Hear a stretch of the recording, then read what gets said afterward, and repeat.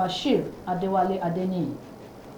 The CGC, on assumption in office, embarked on some reforms aims not only to place the service in its rightful position according to global practices, but to align the economic policies of the present administration in realizing the 8-point economic agenda of President Bola Ahmed Tinubu. And so today on the program, the Assistant Controller of Custom, and who also serves as the National Public Relations Officer of the Nigeria Custom, Mr. Abdullahi Maiwada, will be joining me after the business news to make an analysis of all the issues in the Nigerian Customs Service of yesterday, today, and plans for tomorrow. We'll be right back.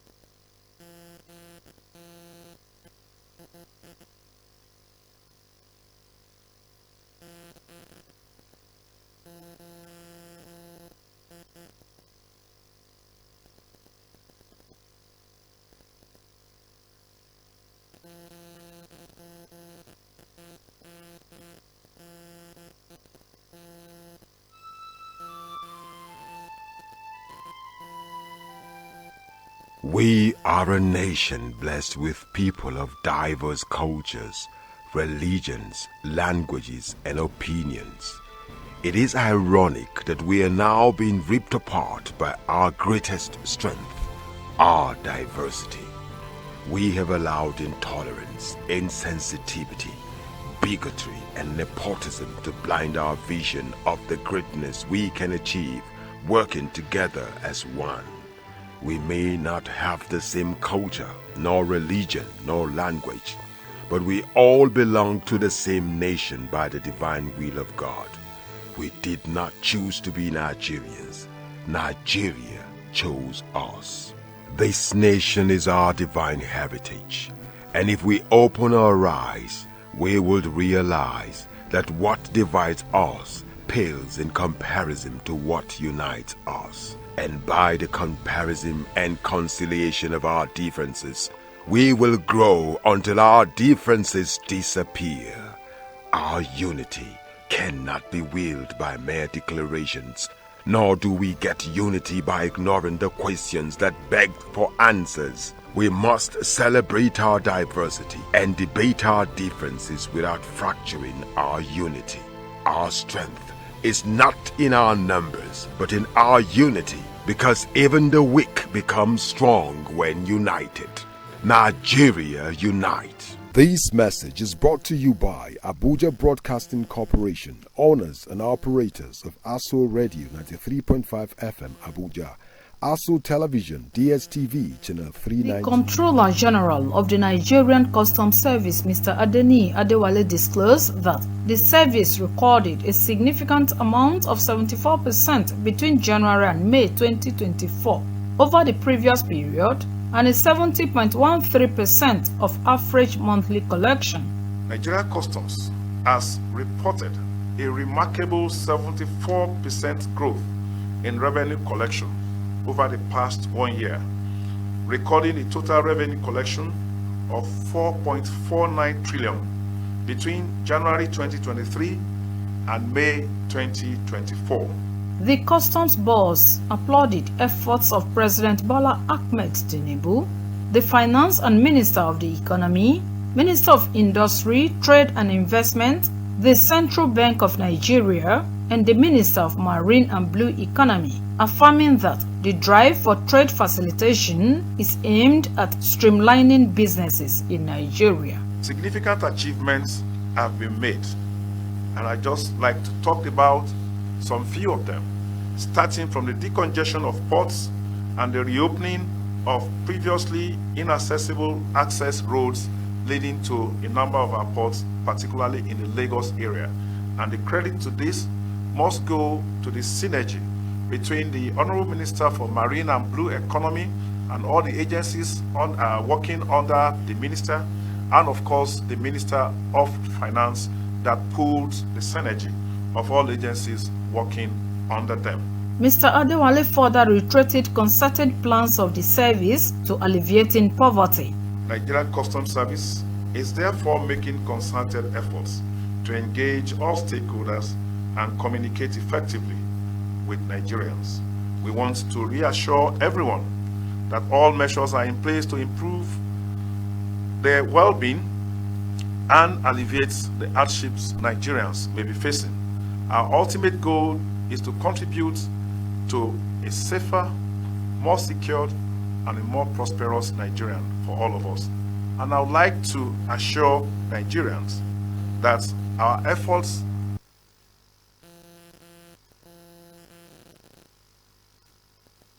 Our guest, the Assistant Comptroller of Customs, and who served as the National Public Relations Officer of the Nigeria Customs Service, Mr. Abdullahi Maiwada, is here, and he'll be taking us on the Nigeria Customs Service, its roles, reforms, relevance, impact, as well as way forward. Mr. Maiwada, you are welcome to the program, and Happy New Year to you. Same to you. It's a pleasure to be here. All right. Can we start by bringing us to the understanding on the general outlook of the Nigeria Customs Service, having recovered from a non-custom officer's head in the last administration? You have one of your own now as the head of the administration. Well, let me start by saying Nigeria Customs Service over the last 100 years or above 100 years have been in existence. You rightly mentioned 1891. It's an agency that passed through a series of transformations and reforms. Okay. And those reforms translated into what we have today. Nigeria Customs Service is an agency of government responsible for implementation of government fiscal policies in the area of revenue collection, area of trade facilitation, and suppression of smuggling. Among other functions, we generate data for statistical use and so on and so forth. So looking at where the service is before, we realize it's a culmination of series of reforms that saw us where we are today. Okay. The present Comptroller General of Customs, I want to draw from the strength of his way of leadership, his style of leadership, which believes government is successive. When you come in, you don't throw away the baby with the bathwater together. Of course.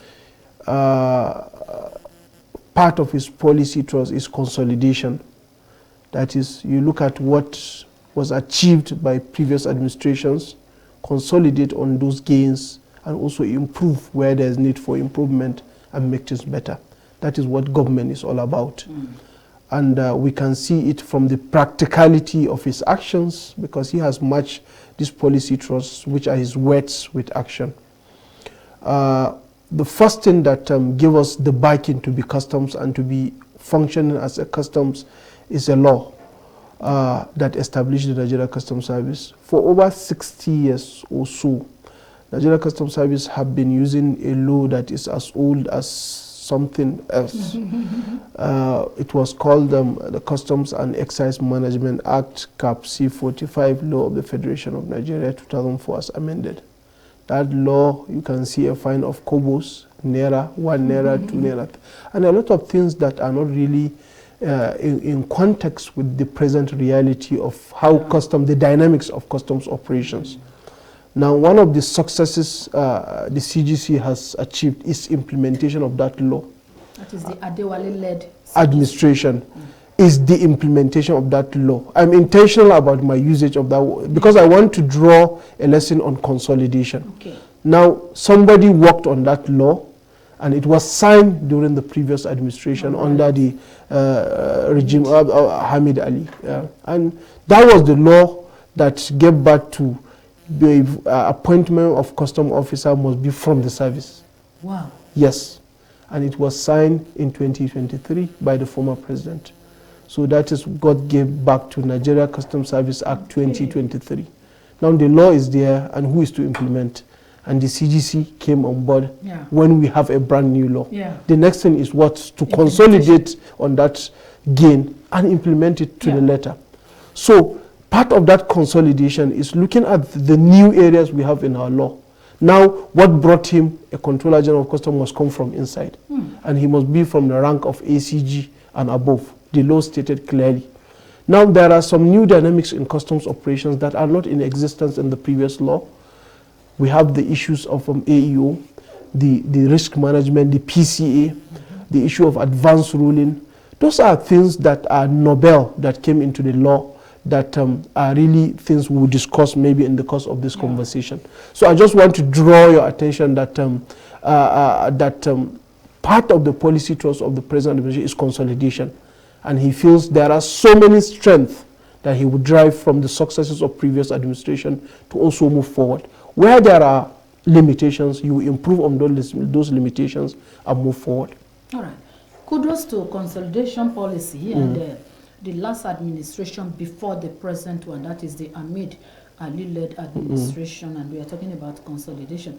Yes, I remember I was in one of your press briefing, when former controller of customs were invited, and a lot of them were there, and they were all deliberating about consolidation and the rest of them. Kudos to them, and above all, what can you or we point out that these are the priorities of this present CGC? What do you think in the last 1 year he has achieved, apart from the ever-increasing revenue generation? So you don't want me to mention the revenue? We'll come to that. So I will not mention the revenue. When you come to that, when you ask me, I will mention the revenue. Now, I said there are 3 issues. The 3 issues, policy trust, I only dwell on consolidation because I believe I want to link it up with the question you asked. Now, if you look at his policy trust, we have collaboration, we have innovation, and we have consolidation. Now, what are the success stories in the last over a year or 1.5 years of the administration of Bashir Adewale Adeni, MFR?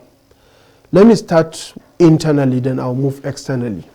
First, we have a motivated workforce. If I said a motivated workforce, what do you do to motivate your workforce to be able to discharge their responsibilities effectively? One, a very critical aspect of it is career progression. And that is something that was done last year. It was the first time that a promotion exam was sat, concluded within that year. This year, it was repeated again. The same year, people sat for exams, wrote the exams. The management approved that of the junior officer. The board sat within that year and approved those promotions. Wow. That is a success story. 2, in terms of the welfare of those officers. Now, the welfare of officers have been enhanced, and I'm sure an average custom officer would tell you that, yes, it's not a story, that their welfare have been enhanced, and in fact, beyond expectations. Then 3, the issue of capacity building. You must enhance the capacity of your workforce. And in enhancing the capacity of our workforce, you need to have training institutions that are up to date in terms of curriculum development and in terms of training of middle cadre officers, basic training of officers that are coming in, retraining of officers, short courses, and so on and so forth. Now, one of the fortunate things that happened to us is the Comptroller General of Customs was a commandant in Nigeria Customs Command and Staff College for so many years. He was a deputy commandant there, and he was a commandant before moving to SRMP as a DCG, before his later elevation as a CG of Customs. So having stayed in our premier training institution as a commandant, and he has seen the thick and thin of training of, so what he did is to also consolidate on the previous gain. We have a training college here in Gwagwalada. Somebody constructed that training college, led Duko Indi. It's one of the first class. It's an institution training for West and Central Africa region. WCO, yes. Apart from that, it produces senior courses and junior courses, command and staff courses that consistently officers go for those courses 6 months, 3 months for junior courses, 6 months. We just graduated some by combined graduation. Now, it was built by Duko Indi. And in terms of the academic activities were brought back by Colonel Hamid Ali. Then the CGC came and consolidated on that. So all of them. So that is how government is. So the fact that he's from a training institution makes training a priority to him. And with that, they have sustained the training of officers. They have provided all they needed for them to operate efficiently and optimally. So those are 3 critical areas that talks about human capacity development and human resource development. Now moving outward, now collaboration. The coming of the CGC saw that we cannot clap with one hand. And what he did is now to look at partnership with various agencies. And in line with the WCO standard, Safe Framework of Standard, it talks about 3 forms of partnership. How do you enhance your relationship between customs and customs? That is customs to customs cooperation. It looks at what you call customs to business cooperation. Then customs to other government agencies cooperation. And I can practically give you examples with times without number. In terms of customs to customs cooperations, Nigeria Customs Service have resuscitated its CMA, that is Customs Mutual Administrative Agreement, with the U.S. Customs and Border Protection Agency. We have signed an agreement with General Administration of China Customs. We have recently signed an MOU or CMA with Indian Customs. Those are strategic partnership with Customs Administration in terms of see how we can share intelligence, how we can, it could be on capacity building, and it could be on other aspects of custom operations that we need them to work together and improve. Now, in terms of other government agencies, we have signed an agreement with NAFDAC. We have enhanced our relationship with agencies such as MPA, Police, Army, Navy, and so on, And these are practical ways to see that we collaborate and work together as agencies of government to achieve one common goal, that is serving Nigeria. In terms of partnership with private sector, when we come to talk about trade facilitation, I will dwell on what we have done in trade facilitation and how we have related with the other government agencies. Just recently in November 2024, we had the CGC's conference which dwells on WCO theme for last year, which is customs collaborating with traditional and new partners with purpose. And that is where we saw our traditional partners, those who have been relating with for ages. And we brought in new partners.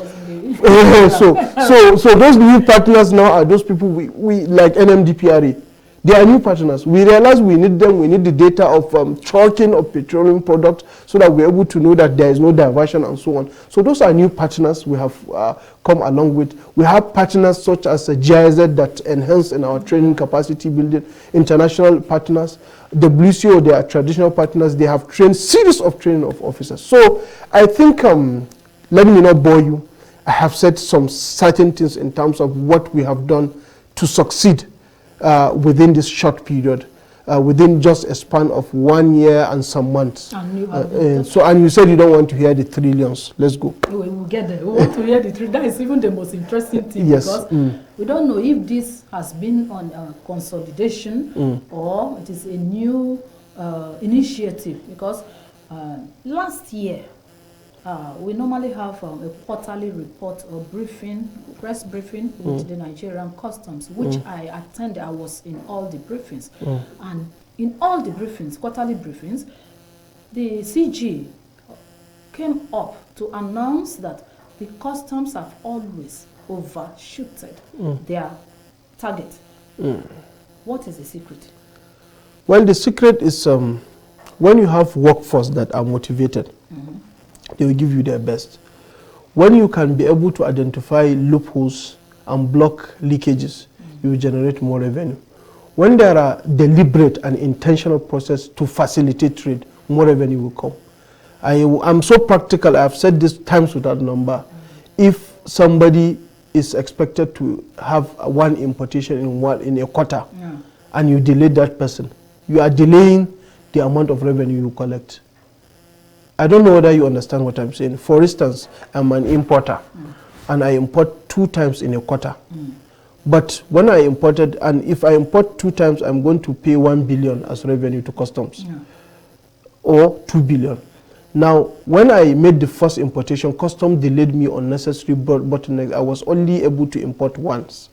So now instead of customs to get 1 billion, 2 billion, it will get 1 billion. So if you have deliberate and intentional effort to facilitate trade, definitely more revenue will come. If you have blocked leakages, where there are shortages, where people, infractions, non-compliant traders, you are able to block and reduce it to the barest minimum. You have suppressed smuggling to the barest minimum, more revenue will come. So some of the secrets are what? Facilitate trade, be innovative. When I say by innovative, using technology, reduce more of human interference, that will limit corruption within the system, and with that, you'll be able to collect maximally. So those are, in summary, what I mean to say. Okay, that is kudos to the customs. But again, a lot of people have complained and they have asked this question. Yes. That why is custom mounting roadblocks in the cities if actually the technology innovation is working seriously? Can we allude this to a situation where, or to a fact that the customs at the borders are compromised? Well, let me start by making this explanation to you. Our borders are not just some single entry. As you go to the borders, just like what you see in the seaports, a single exit and a single entry. Our borders, we have over 1,000 kilometer stretch of borders, land borders. If you start from Badagry down to the north, down to the Lake Chad basin, you realize we have different topographies and we have what we call porous land borders. Now, the borders are very, very, very complex, and it's not what you think that average, the number of custom officers we have are enough to make sure that they stand and block all those loopholes. It's a stretch of land where there are areas you have creeks, there are areas that you have plain lands that is desert and Sahara. Everywhere is entry and you can go in and out of Nigeria within those areas. So in our approach, we have what we call different layers of defense. Now, the layers we have, first what we did, the coming of the Comptroller General of Customs, is to eliminate one of the layers so that I want to buttress your point about why are we mounting checkpoint in the hinterland. What he eliminated a reoccurrence of what we call strike force or task force or whatever. Since he's coming, we do not have anything called task force or anything called strike force. That is first thing he eliminated. Now the second issue is to revert the powers of those interventions units to federal operations unit. Federal operations unit are interventionist units that are second layers of defense. If you are able to cross and beat the area commands, we have another layer that should be able to also recheck what happens in after you pass through our borders. The last seizures we have of arms and ammunition in Tinkan in 2017, they have already passed through the ports. It was federal operations that intercepted them outside the ports. I don't know whether you understand what I'm saying. The arms we seized in One have left One port for a bonded terminal. If there was no that intervention, how many arms and ammunition will be allowed to go in? So that is the essence of having that. Then I would like to distinguish between having checkpoints and, a checkpoint that is based and is manned for you to stop and search, and a normal, a kind of, that has barricade and whatever. You can't see it in the hinterland. What you see in the hinterland, you can see officers strategically located. If they have an information, they have intelligence, come in, strike, check, if they get what they want, and withdraw. It's not a permanent base or checkpoint within the hinterland. So there are reasons for you to recheck, or if you have intelligence. Now, if you look at this, you agree with me that if somebody imports items that will affect you and affect me, no, I even want to go more critical, will affect you and affect me. Because that person has succeeded in coming in through unapproved routes, does not mean that those goods have completely changed or they have metamorphosed into legitimate goods. They still remain their named smuggled items. So customs can, based on intervention, check those goods and get away with those goods. However, there is what we call discretion and caution. Of recent, the CGC has directed that market rates are not allowed. No custom officers usually goes to the market and raid a market because it will come with some catastrophes. Lives can be involved. It can cause chaos. So why not? You can strategically allow those people to convert those seized items in a very location in their warehouses along the borders and go and pack them easily. Or they will bring it to the waterways, bank of the rivers and whatever. You go and pack all those things and in an easier manner. Then the second issue now, apart from what you have mentioned, is now to have more of going into more intelligence-driven operations. The CGC launched what we call Operation Whirlwind that deals with interception of smuggled petroleum product. Of recent we had issues of people smuggling our petroleum product outside the country to the detriment of ordinary Nigerians. So what we did is that operation is intelligence-driven, completely intelligence-driven. You will never see any checkpoint stopping you and saying that this is Operation Whirlwind. You won't see it on the road. It's based on intelligence, and when we have the intelligence, we'll strike, evacuate, and go. You won't see there is no vehicle with signatory Operation Whirlwind, no. So those are the strategies we have deployed. Now, the of recent one is we issued a statement on the reinvigoration of our enforcement strategy for 2025. And part of it is we announced the dissolution of the Joint Border Patrol Team. If you remember, in 2019, there was border closure when we had the border drill. They performed well, they did very well, and after 5 years of serving as a task force or a team, we see the reason that it's time for them to move back to all their various postings and deployment and the end of that exercise. So that was announcement of the solution based on consultation and directive of the National Security Advisor. And we came up with strategies that we are going to use to fill in the vacuum that might be created by dissolution of this team. And part of it is now use of geospatial intelligence to man our borders, use of, I told you the issue of intelligence-driven operations and so on. We have satellite, use of satellite remote sensing in manning and looking at what is going on within our borders. Those are the areas where improving the capacity of our officers to use technology to man our borders. Not that if you say you want to employ like 100,000 people and they cannot man the borders of Nigeria. Okay. But when you have the right technology, the right tools, you'll be able to man the borders effectively. Because of our time, I'm going to ask you two questions in one. A lot of experts or people have accused the Nigerian Customs Service of contributing majorly to the inflation rate of Nigeria. Wow. Why? Because according to them, they said that Nigeria as a country is an import-driven country. And knowing fully well that a lot of industries have relocated to other countries from Nigeria, why is the custom placing a kind of huge amount of money on their import taxes? Then secondly, the Finance and Coordinating Minister of the Economy, Mr. Wale Edun, recently announced that a total of 3,927 officers have been approved for the Nigerian Customs Service to be employed. And now you have over 500,000 applicants or applications, so to say.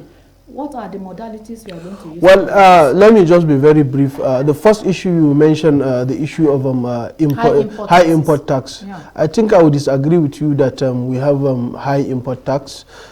First, Nigeria Customs Service is an agency of government. We do not impose tax. We do not impose tax. What we do is to implement fiscal policies of the government.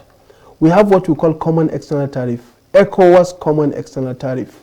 Now, under that ECOWAS common external tariff that is used by the whole ECOWAS region, we have all goods in the world are classified within those subheads, and they have their own percentage of duty that is collected based on that. So within that, you have different categories of tariff classifications.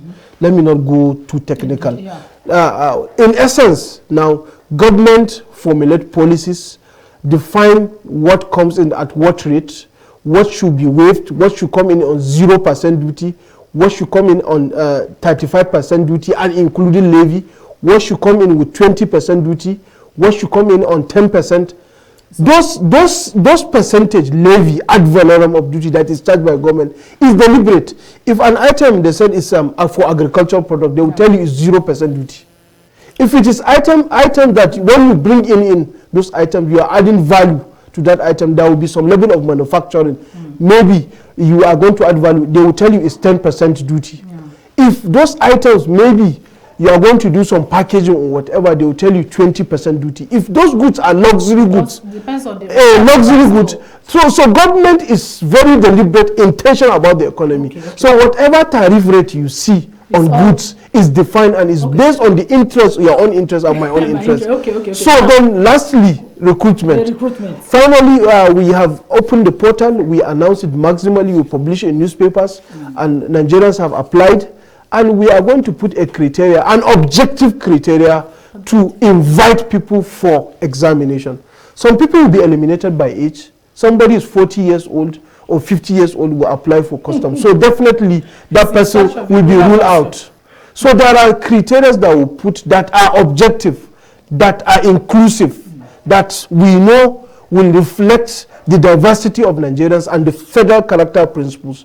Based on that, we are going to invite candidates for aptitude tests, and during that aptitude test, they will be able to perform to show that they can do what they applied for. It's very much. It's going to be transparent. Okay, in rounding now, what is the expectation of Nigeria from the Nigeria Customs Service? 2025 is a year of, we are going to consolidate on our previous gains. And I did not mention the issue of trade facilitation. There will be launch of our authorized economic operator scheme. That is a scheme that is meant for compliance for compliant traders. Those traders that are compliant, we fast track their movement. We give them VIP treatment. It's a year of trade facilitation. We are going to do a lot in terms of revenue collection and our anti-smuggling drive. So I hope Nigerians will join hands with us, support us to make sure that we improve the economy and security of Nigerians through the core functions of the Nigeria Customs Service. Okay, thank you very much. Thank you so much. You have dwelt so much on collaboration. Now, on a lighter note, when are the media writing exams so that they can also enjoy more benefits with the media stakeholders? Thank you so much. Okay, Nigeria Customs Service do not impose tax. It implements common economic ECOWAS tariff, and he has told us that this year is a year of trade facilitation, and we should expect better delivery of the mandate from the Nigeria Customs Service for the good of all citizens. And that is how far we can go on today's edition of the program. The guest we have been speaking with is the Assistant Controller of Customs, who also served as the National Public Relations Officer of the Nigeria Customs Service, Mr. Abdullahi Maiwada. Mr. Maiwada, thank you so much. I'm wearing Chief Lieutenant rank because I'm yet to be decorated. So by next week, by the grace of God, the decoration will come. So people will not see the description that I'm wearing CSC and you are calling okay, AC. I hope you invite us to come. Definitely, by the grace of God, you'll be invited. Right. Thank you. And to our esteemed audience out there, I want to thank you so much for investing your time on today's edition of the program. I hope you enjoyed a lot of things, and all your questions on the customs and its activities have been answered. Anyway, we are still hoping that when we invite him again, he will come and clarify us. Maybe then we'll open up the phone line so that you can also make some inquiries. Enjoy the rest of our program. I am Ile Emeje.